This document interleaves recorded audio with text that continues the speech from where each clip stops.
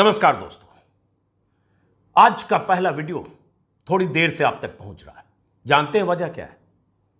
आज प्रधानमंत्री मोदी दिल्ली के कार्यक्रम में प्रगति मैदान टनल और 5 अंडरपास के उद्घाटन में हिस्सा लेने वाले थे, फीता भी काटने वाले थे, भाषण भी देने वाले थे। तो मेरी दिलचस्पी यह जानने में थी कि प्रधानमंत्री मोदी अपने भाषण में कहीं अग्निपथ स्कीम के बारे में कुछ कहते हैं क्या? जिस अग्निपथ स्कीम के खिलाफ देश में 5 दिनों से 12 राज्यों में, 14 राज्यों में, दर्जनों जिलों में युवा प्रदर्शन कर रहे हैं और प्रदर्शन अब हिंसा के रास्ते पर जा चुका है। ट्रेनें फूंक दी जा रही है, स्टेशन फूंका जा रहा है, थानों पर हमले हो रहे हैं और सारा विरोध आंदोलन आउट ऑफ कंट्रोल हो रहा है। तब प्रधानमंत्री अपने भाषण में कुछ बोलेंगे या नहीं? तो इस चक्कर में मैं इंतजार करता रहा कि कब प्रधानमंत्री मोदी प्रगति मैदान टनल पहुंचे, कब वो फीता काटे और वो कब माइक पर बोलना शुरू करें। प्रधानमंत्री ने बोला, 35 मिनट तक बोला और 35 मिनट तक गौर से शब्द सह उनके भाषण को मैं सुनता रहा, इस इंतजार में कि अब कुछ बोलेंगे, अब कुछ बोलेंगे, अब कोई संदेश देंगे, अब बताएंगे, आगे की बात बताएंगे, अपना सपना अग्निपथ स्कीम से जुड़ा है वो बताएंगे। लेकिन ना, 35 मिनट में प्रधानमंत्री ने 35 तरह की बात की। एक्सप्रेसवे से लेकर पीएम आवास योजना से लेकर मेट्रो, कनेक्टिविटी, क्लाइमेट, पर्यावरण, आधुनिकीकरण, सेंट्रल विस्टा, नई संसद, सब कुछ बता गए। टनल की महिमा नहीं बताया या नहीं बोले तो अग्निपथ स्कीम पर नहीं बोले। ऐसे वक्त में जब बीजेपी की तरफ से किराने वाले, ठेले वाले, परचून वाले, खोमचे वाले, रिक्शे वाले, तरह तरह के दुकानदार, कारोबारी, उन सब के गुटके वाले, पान वाले, इन सब के बयान वीडियो पर रिकॉर्ड करके बीजेपी की तरफ से ट्विटर के जरिए या सोशल मीडिया के जरिए वायरल किया जा रहा है। और ये परचून वाले, गुटखा वाले या पान वाले या किराना वाले ये अग्निपथ स्कीम के फायदे बता रहे हैं और ये बता रहे हैं कि ये स्कीम देश के लिए कितना फायदेमंद है। और ऐसी ऐसी बातें कुछ दुकान वाले और परचून वाले बता जा रहे हैं, जो बातें ना तो अभी रक्षा मंत्री ने बताई है, न गृह मंत्री ने बताई है, न तीनों सेना के अध्यक्षों ने बताई है, लेकिन ये दुकान वाले वो सब बातें भी बता जा रहे हैं जो इसके फायदे हैं। तो मुझे लगा कि जब ये सब बोल रहे हैं तो प्रधानमंत्री भी तो कुछ बोलेंगे। इन लोगों ने क्या बोला है, दुकान वाले, किराना वाले, ठेले वाले, और बीजेपी की ऐसी मजबूरी क्या हो गई कि उम्र दराज दुकानदारों को, अधेड़ उम्र के परचून और किराना के दुकानदारों को अग्निपथ के प्रचार में क्यों उतार दिया, जब वहां प्रदर्शन और आंदोलन कर रहे युवा जिनकी उम्र 21, 20, 18, 17 होनी चाहिए और है, उसमें बाहर के लोग शामिल कुछ होंगे वो अलग बात, तो फिर ये प्रचार क्यों कर रहे हैं? और जब ये सब प्रचार में उतर गए बीजेपी की तरफ से प्रायोजित प्रचार में, तो फिर प्रधानमंत्री क्यों नहीं बोल रहे भाई? देश में 5 दिन से ये सब चल रहा है तो प्रधानमंत्री नहीं बोले। प्रधानमंत्री ने इशारों में एक सेंटेंस से बोला जिसमें डिफेंस कॉरपोरेशन के लोकार्पण का जिक्र करते हुए कहा, देश का दुर्भाग्य है कि अच्छे उद्देश्य से की गई चीजें राजनीति में फंस जाती। बस इशारों में, मकसद उनके निशाने पर अग्निपथ स्कीम थी या क्या थी पता नहीं। तो अब सवाल उठता है, प्रधानमंत्री क्यों नहीं बोले? ये जो लोग बोल रहे हैं, ये मैं आगे बताता हूं, क्योंकि ये लोग भी जो बोल रहे हैं कम दिलचस्प नहीं है। और इससे बीजेपी का पैनिक पता चलता है कि बीजेपी को अब किनका किनका सहारा लेना पड़ रहा है। लेकिन पहले प्रधानमंत्री की बात। फिर मैंने ट्विटर पर प्रधानमंत्री मोदी का 2 ट्विटर हैंडल है, पीएमओ और नरेंद्र मोदी के नाम से। दोनों ट्विटर हैंडल मैंने खंगालना शुरू किया। 5 दिन में हो सकता है कहीं 2 लाइन कुछ लिखा हो, 2 शब्द कहीं लिखा हो, कोई वीडियो से कुछ कहा हो, ना, कहीं कुछ नहीं। सारे उनके कार्यक्रम हैं। वो धर्मशाला में फूलों की बारिश के बीच, स्वागत के बीच गाड़ी पर जाते हुए, उसकी बात जानकारी है।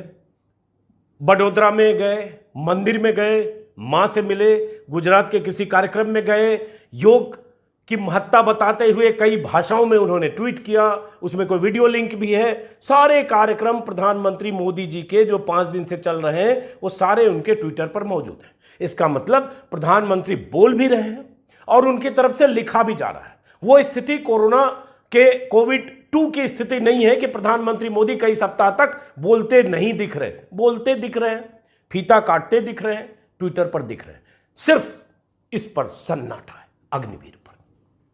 यह सवाल उठता है कि यह सन्नाटा क्यों है, और यह सन्नाटा प्रधानमंत्री का अगर है, जिस प्रधानमंत्री की महत्वाकांक्षी योजना लागू होने के बाद देश भर के युवा आक्रोशित हैं, उन्हें लगता है कि उनके साथ नाइंसाफी हुई, उनके साथ धोखा हुआ। जिस स्कीम के खिलाफ सेना अध्यक्ष के समकक्ष कुछ अधिकारी, पूर्व अधिकारी, लेफ्टिनेंट जनरल रैंक के अधिकारी लगातार लिख और बोल रहे हैं कि अग्निपथ स्कीम के क्या नुकसान हैं, क्या खतरे हैं, और इस स्कीम को पर सरकार को पुनर्विचार करना चाहिए, और सरकार को बीते 3 दिनों के भीतर कई तरह की रियायतें देनी पड़ी।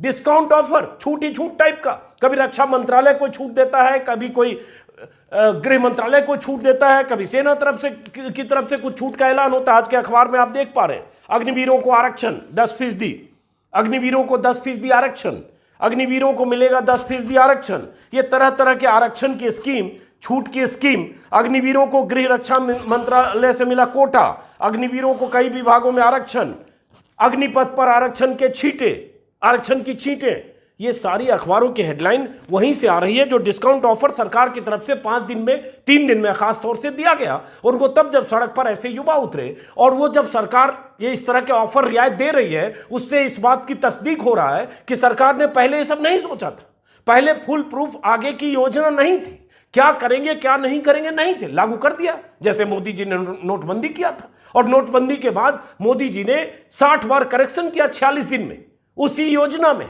बार बार, ऐसे जीएसटी में किया। जीएसटी में तो मेरे ख्याल से 9 महीने में शायद 300 बार करेक्शन किया, हाँ 10 महीने में 376 बार। ये मोदी जी का स्टाइल है।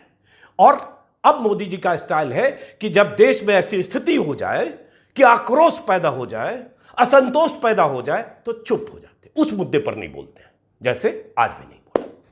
लेकिन बोल कौन रहा है? किराना वाला। बोल कौन रहा है? ठोंगे वाला। बोल कौन रहा है? गुटके वाला। बोल कौन रहा है?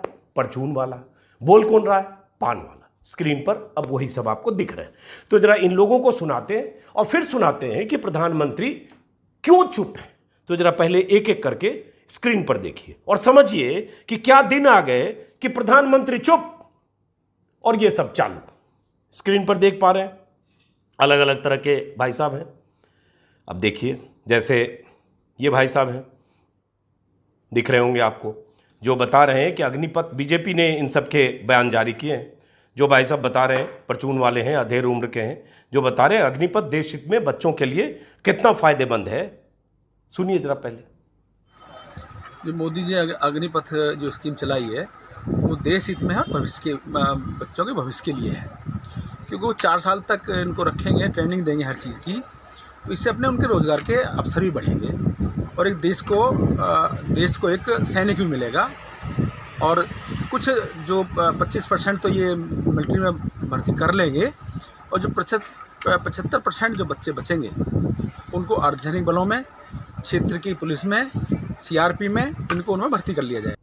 ये परचून की दुकान वाले भाई साहब ने, बैकग्राउंड से मैं अंदाजा लगा रहा हूँ कि परचून की दुकान है। दिल्ली बीजेपी ने इनका एक वीडियो जारी किया, अग्निपथ योजना को जनता का मिल रहा समर्थन। और इन भाई साहब ने कह दिया कि जो 70%, 75% जो बाकी आएंगे बेरोजगार होकर, रिटायर होकर, वो जो आएंगे उन्हें अर्धसैनिक बलों में और पुलिस में लिया जाएगा। सबको 75% को ले लिया जाएगा। ये बात अभी तक रक्षा मंत्री या गृह मंत्री ने नहीं कही है। ये कहा है कि 10% आरक्षण, यही आज के अखबारों की हेडलाइन है जो मैंने शुरू में बताया। लेकिन ये भाई साहब 10% आरक्षण, कल के वीडियो में बताया, लगातार बता रहा हूं, अग्निवीरों को गृह रक्षा मंत्रालय में 10% आरक्षण। ये भाई साहब बता रहे 75% को ले लिया जाएगा पुलिस में और इस तरह के अर्धसैनिक बलों में। कहां से जानकारी आ रही है? और इन वीडियो का मैंने गहन अध्ययन किया है, थोड़ा सबका रटा रटाया है, कई का। कोई ज्यादा दिमाग लगाता है तो ऐसी बात बोल पड़ता है। स्क्रीन पर आपको कई चेहरे दिख रहे हो, लेकिन और देखिए, और क्या नौबत आ गई है बीजेपी को, जरा देखिए। प्रधानमंत्री की चुप्पी और ये सब चालू। अब एक भाई साहब हैं गुटखा वाले, बनियान पहने हैं, गुटखा बेचते हैं, लेकिन उन तक भी पहुंची है बात कि अग्निवीर कितना फायदेमंद है। बात पहुंची है या पर्ची पहुंची है? कहा गया कि ऐसा कुछ बोलो, बीजेपी वालों ने रिकॉर्ड किया, वायरल कर दिया। मोदी जी नहीं बोल रहे तो क्या ये सब तो बोल रहे हैं? तो सुनिए जरा गुटखा वाले भाई साहब का।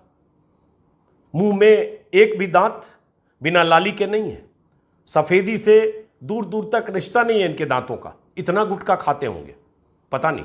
लेकिन अग्निवीर के बारे में पक्की जानकारी है कि इससे बेरोजगारी दूर होगी। सुनिए। ये जो अग्निपथ योजना जो मोदी जी लेके आए हैं 2014 से पहले इसका कोई प्रोसीजर नहीं था।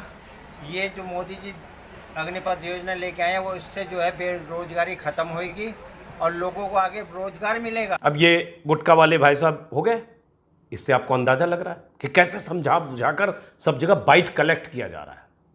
अब एक और सज्जन है, ये भी दुकानदार है, इनको भी सोचिए, देखिए इनका भी सुनिए। सब अधेड़ उम्र के हैं, ये क्या कह रहे हैं सुनिए।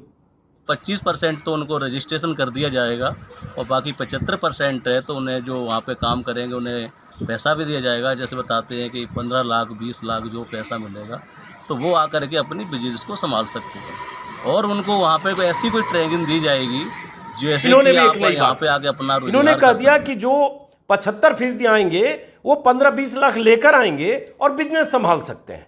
ऐसी ट्रेनिंग दी जाएगी कि आप यहां पर आकर अपना रोजगार कर सकते हैं। अरे भाई वो सेना में भर्ती होने जा रहे हैं और सेना में लॉन्ग टर्म एम्प्लॉयमेंट चाहते थे, उसको 4 साल कर दिया गया।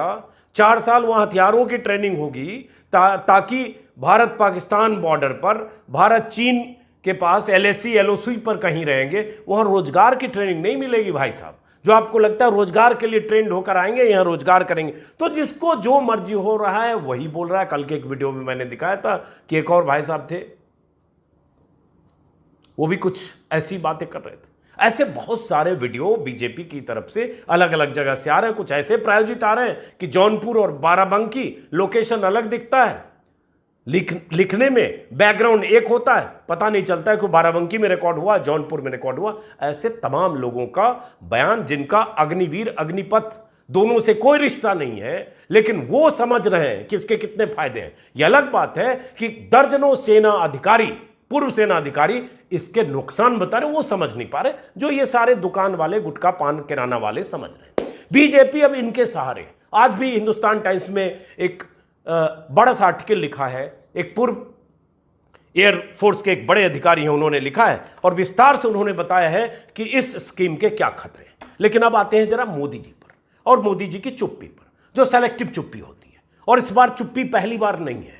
आप नोटबंदी के समय देखेंगे, देश में बवाल हुआ तो मोदी जी ने कहा था हमें 50 दिन का समय दो दोस्तों, 50 दिन में अगर देश ठीक रास्ते पर नहीं आया तो जिस भी चौराहे पर ... शायद गोवा में कहा था।